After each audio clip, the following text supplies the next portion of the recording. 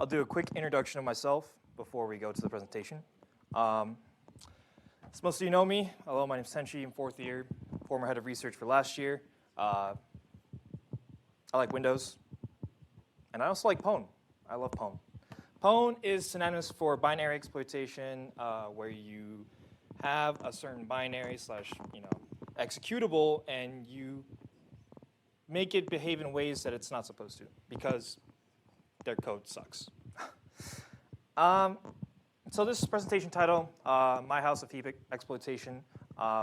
Heap exploitation techniques often have prefixes of house, like house of orange, house of Einhard, so on and so on. But we're not going to go over those house exploitation techniques. Today we're going to review just most of the basic stuff, how the heap is organized, how it works, and what it's used. And then we're going to briefly cover use after free vulnerabilities, as well as the double free vulnerability. Okay, so those are our goals. Understand the heap, understand what the allocator does, and overview a couple of heap vulns, and just some quick disassemble slash debugger tips in GDB slash Pwn tools. Okay, without further ado, let's get started. So what is the heap? So the heap is part of the processor memory. It's dynamically allocated through these C functions. So malloc, calloc, realloc, and free. So calloc and you might have heard of malloc from your 201 class. And calloc and realloc are just like kind of variations of that. And why the heap is useful is because you can dynamically allocate memory. And what that means is you can resize the memory however you want without having compiler issues, opposed to how you allocate buffers using arrays. Or, next. So this is kind of an example. I know you've seen this diagram if you've taken 201. So first, the bottom of memory, you have your code. That's supposed to say code. Then you have your static and global variables in memory, and then you have your stack. So the stack is where you have your buffers. So say, for example, like you're inputting a certain string into a character array in C. It's going to be stored in the stack. And the heap, very similar to stack, is where you can store data, but of different sizes at any given time. And you can reuse that memory whenever you want to, unlike the stack, where it's kind of permanently stored, and then you can use it that way. But heap is more flexible. Okay, so kind of the background on why the allocator was created. So first, there was this C function called brk break and sbreak, which changes the location of the program break. So in the stack, you have certain stack frames where code resides, like certain functions. So you have your main stack frame, and then you have a couple other functions. Say, for example, you're adding two numbers, you would have an add function. So that would be in a different stack frame within memory. But the problem with this is you can't really reuse what you store in there. And so kind of the dynamic allocator slash malloc was created. And so what we're going to kind of briefly overview what the allocator does. So it's using these data structures, our beautiful and beloved linked lists. And we're going to talk about chunks.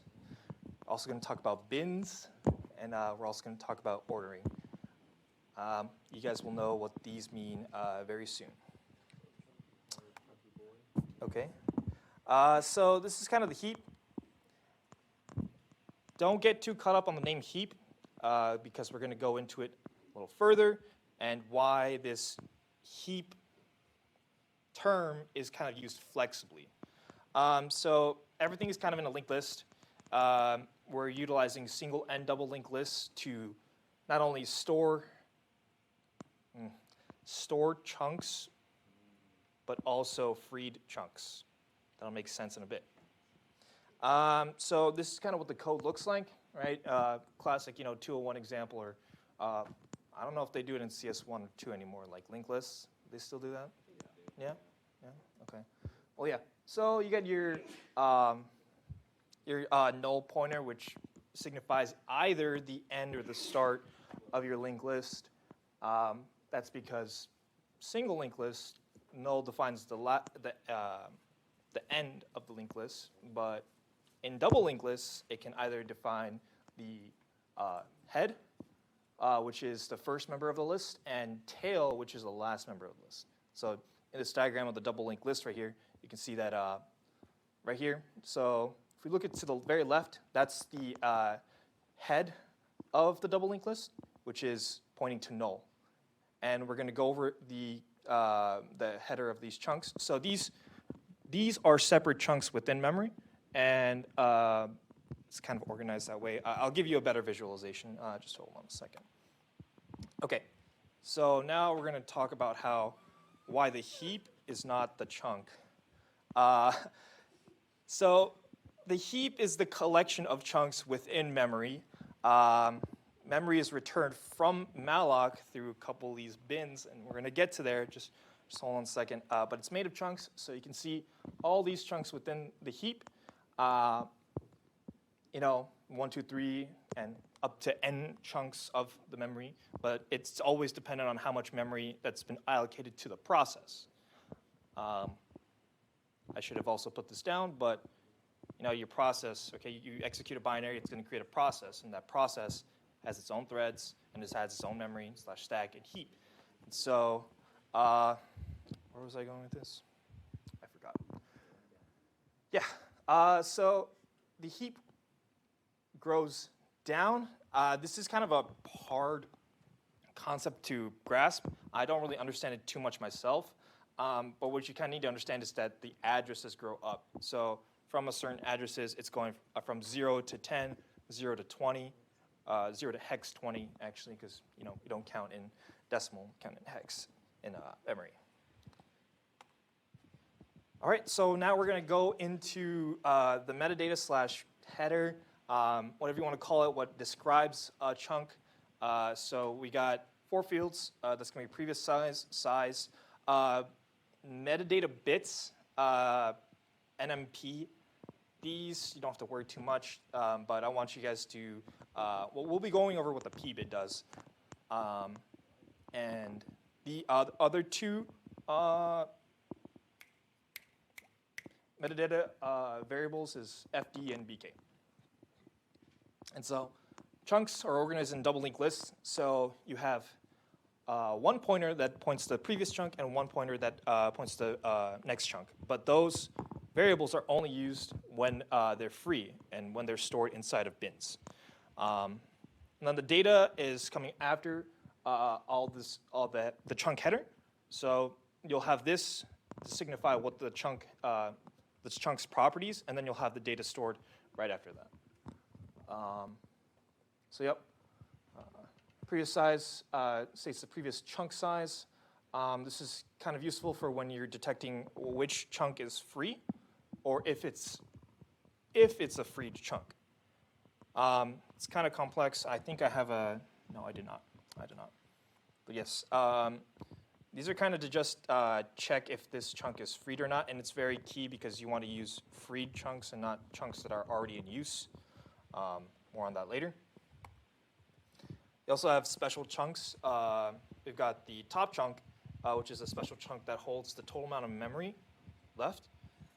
So it's at the top of the heap, and it's not using any of the normal metadata, so FD and BK aren't utilized, but it's just size, previous size, and P. Oh, sorry, no, just size and P. Sorry. Okay, so now we're going to talk about bins. Yeah, Kenny? No, are the metadata values for N and M, right? Are they just empty? Are they null? Or are they They're used, but I'm not going to talk about it just for the sake of not making it too complex. Like, I think it was the N bit signifies arenas within heaps. So like, yeah, I don't understand it, so I'm not going to talk about it. Now we're going to talk about bins. So this is where your freed chunks are stored. These are all made up of linked lists, but also different types of linked lists. And they start empty. So when you first start up a process, it's usually empty. and it gets allocated from there. We're going to just talk about 3 out of the 5 bins, just for time's sake.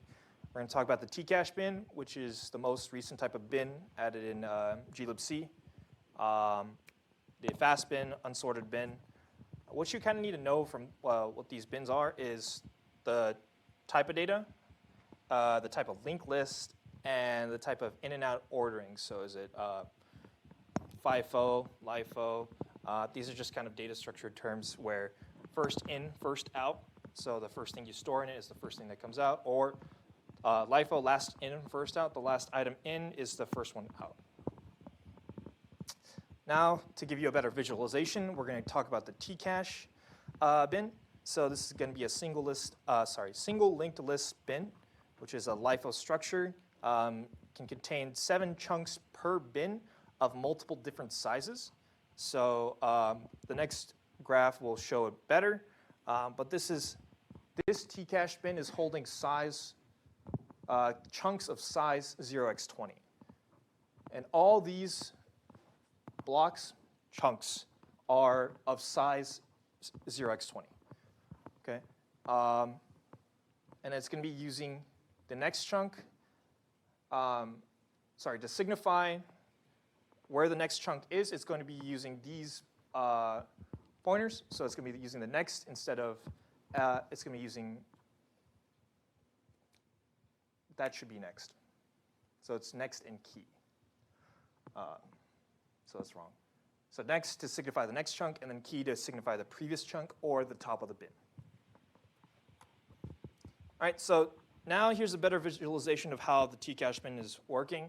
So you have multiple different tcache bins that are storing different sizes of chunks. So the entries is a rate of pointers to chunks right here, as you can see, and then the amount of chunks in each bin, which you can only store 7 chunks in a bin. And these are allocated via malloc, and through the demo, you'll have a great visualization using some pwn debug commands. The next bin is a single linked list, so it's going to be of a LIFO structure. Now this bin can only store 7 sizes of 10-byte increments, and it only has a pointer to the next chunk.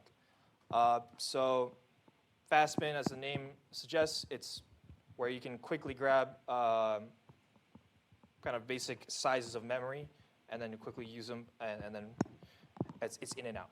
It's in and out. Next, we're going to talk about the unsorted bin.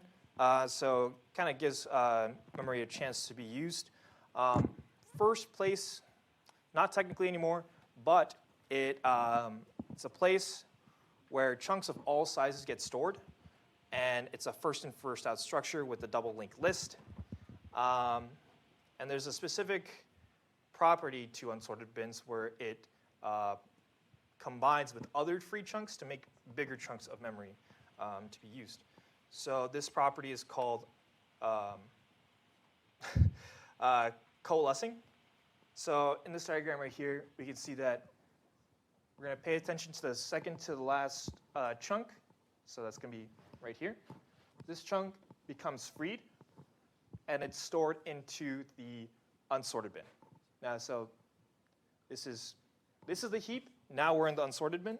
This unsorted bin gets the free chunk, but it also has a free chunk right after it. So it combines those 2 chunks into one big chunk. And this is good because you can reuse the memory, but you're going to have a bigger size.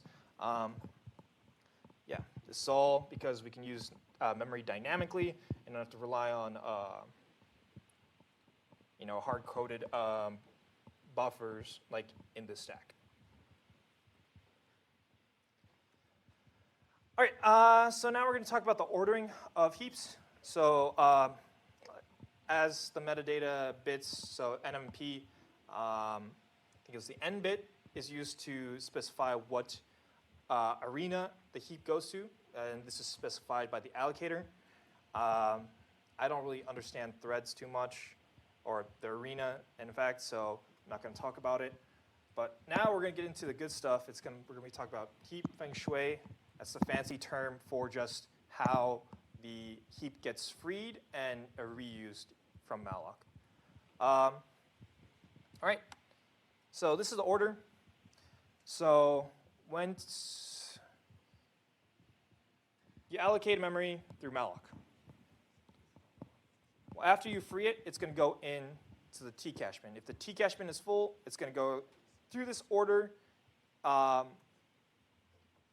And this is how sometimes you can exploit it because of this ordering. And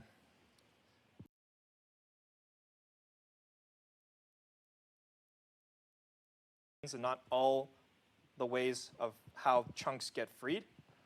So T-cache fast bin, then unsorted bin. That's the order that you should keep in mind.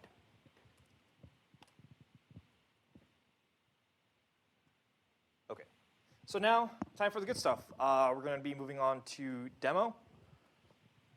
Give me a second.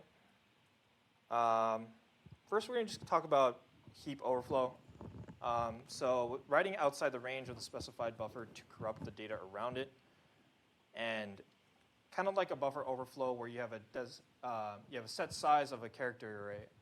A character array, and you input more than you put more characters in the input than the character buffer is allotted, which allows you to control certain registers to execute code. So the buffer overflow technique is where you overflow the buffer until you reach the RIP register or EIP register if it's a 32-bit application, and you can point return variables. You can point. So the RIP register is the instruction pointer, and it points to the next instruction. So you can specify anything to the RIP register, and it'll go to that specific address in memory. I don't have a really good visualization, but just bear with me. All right, so we're going to talk about use after freeze. But before then, I should go to the demo. Give me a second.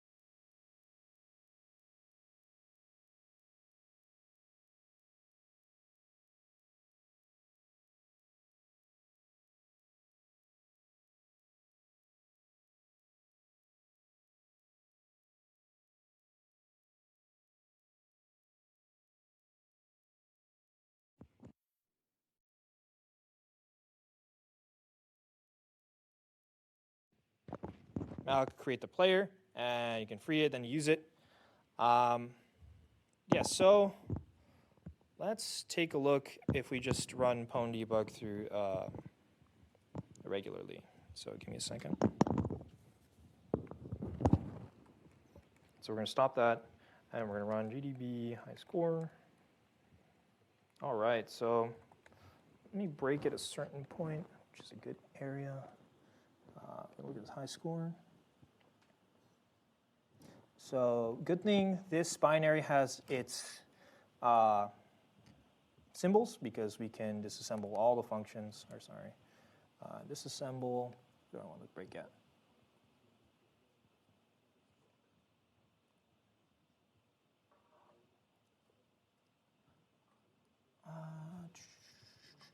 Sorry, give me a second. I'll break it fgets. Why not? Disassemble main. Right here. Where's fgets? Okay. We're going to go right here. We're going to break here at this point and kind of run through it as we go. So run, continue. All right, now we're in the source code area. Now we're going to, it should have gave us a prompt. Huh. You know what, I'm going to save you guys some time and just run the solution and not go through this manually. So the idea is that, if you see from the solution script, is you create a player max, you free that player using the name that you supplied that object, and then you play the game, and this play function reutilizes that pointer. It creates a chunk of the same size, so the same size as the max player. And so when that gets reutilized and used within the play function, there's certain data that gets used from that, and you win with a high score of 103. Yeah. It's kind of it's a little bit to grasp, but I hope you guys can understand. I should have had this ready beforehand, so I do apologize that I can't give you guys a great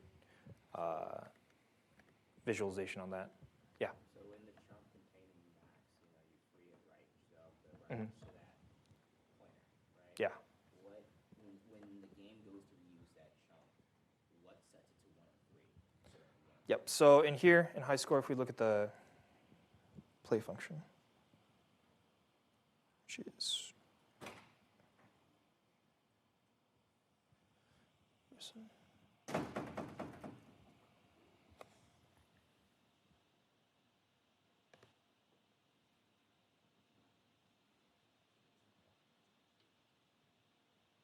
I'm missing it. Is high score.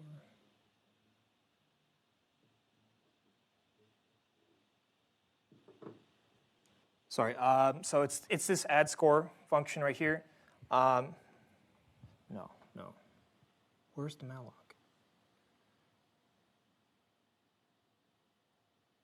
Sorry. Yeah. It's good. Yeah. I'm gonna have to get back to you on that. But it happens here. It gets reutilized. Yeah. Sorry, I wasn't prepared for this. Tenchi, you're fine, dude. So. Yeah. Okay. All right. I'm just gonna blast through the rest of this and move on.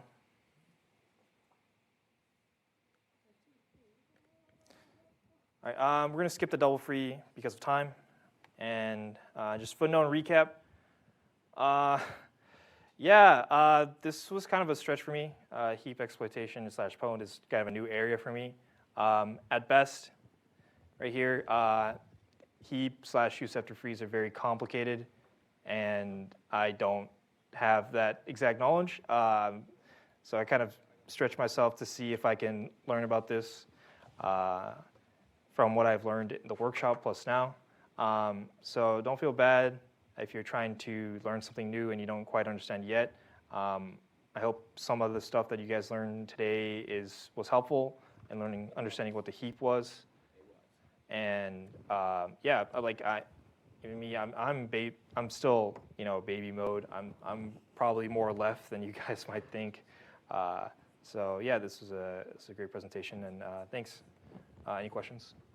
Yeah. Something to add. So the first thing is that if you're interested in more computer techniques, just look up malloc internals. That'll link you to the GLC wiki, which contains all the random GLC shit that you want to learn. Yeah. The second thing is that why the T-Cache wasn't there. So the reason, wait, did they provide you a custom exist? I think so. I can show you the source code later. Yeah, so like a lot Yeah. of the time, especially in CTF challenges, a lot of challenge authors will actually compile without the T-Cache because they think they're slick. They're not. Because the reason they do that is because the T-Cache is thread local. So you don't face any direct concurrency issues. And the fast bit is not thread local, so you can't face concurrency. And that sometimes make the challenges just a bit harder. So that might be the issue. Mm. Gotcha. Yeah, and I do have the malloc internals linked here.